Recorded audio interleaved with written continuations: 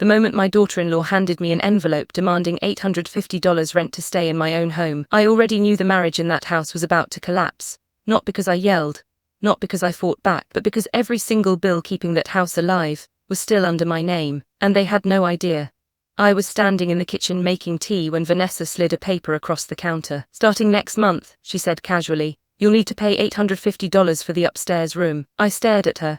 This was the same house I bought with my late husband 29 years ago, the same house where my son Daniel took his first steps. And now his wife was charging me rent to live inside it. Daniel stayed silent the entire time, didn't even look at me. That silence hurt more than the rent, so I smiled softly and said, "Okay." That one word made Vanessa smirk like she had won.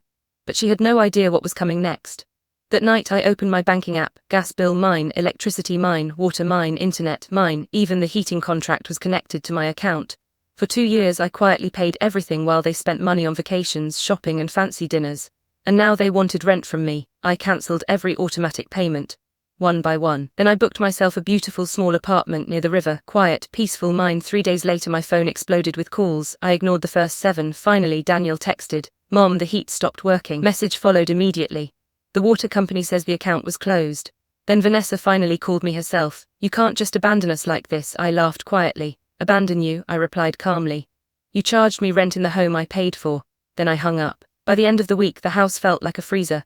Vanessa's luxury SUV payment bounced. The electricity company demanded a massive deposit. And suddenly the easy life they were living disappeared overnight. Daniel finally came to see me at my new apartment. He looked exhausted, older, ashamed. "I didn't realize how much you were paying for us," he admitted quietly. I looked at him for a long moment, then I said, "That's the problem, Daniel. You stopped noticing everything I sacrificed. Because I made it look easy." A month later they sold the house. Couldn't afford it without me. Vanessa blamed everyone except herself. But Daniel finally learned something important. A home is not built by walls. It's built by the person silently holding everything together behind the scenes. And once that person walks away, everything falls apart.